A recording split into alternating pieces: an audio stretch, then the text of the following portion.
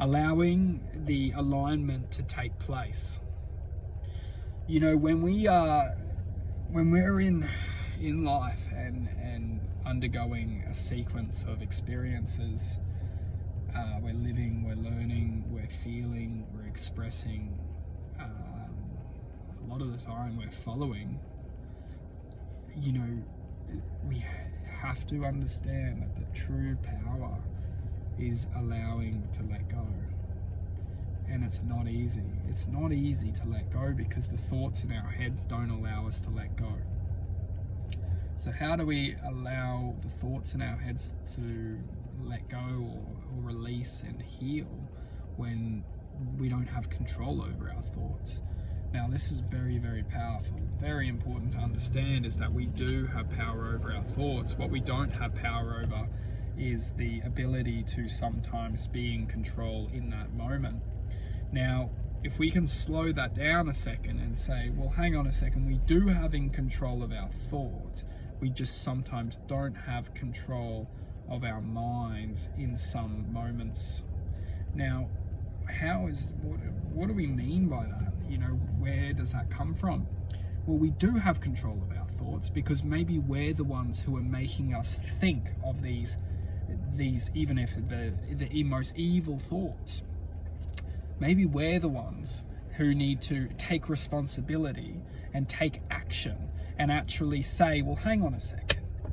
Maybe I'm the one in the first place who's trying to wake myself up, because maybe the only thing that's going to wake myself up is all these evil thoughts, is all this evil, because I'm tired of it, I'm sick of it, and I don't want to be a part of it anymore. You know, if we look and understand that maybe we're the ones who are trying to wake ourselves up in the first place, maybe because we have the potential to actually do and bring a lot of good, a lot of truth, a lot of justice, a lot of strength, a lot of power within the truth of justice.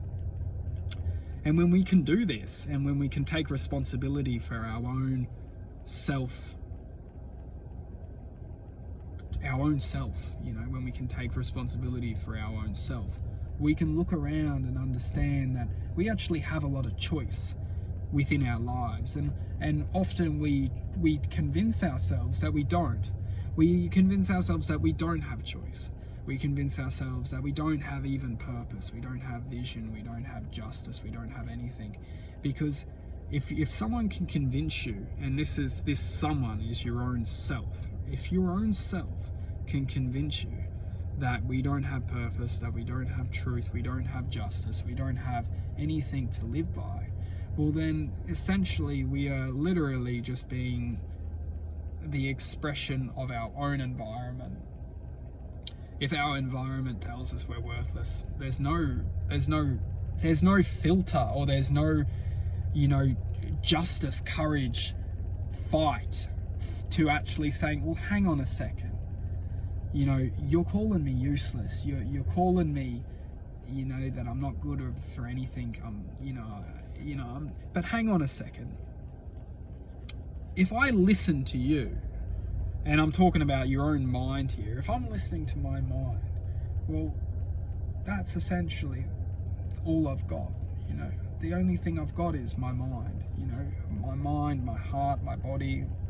You know, this is the only thing that I've got, and this is trying to call me useless and kill me, and something's not right here. You know, something's not correct if the person who I think I am is trying to kill me. And if this isn't enough to, you know, bring attention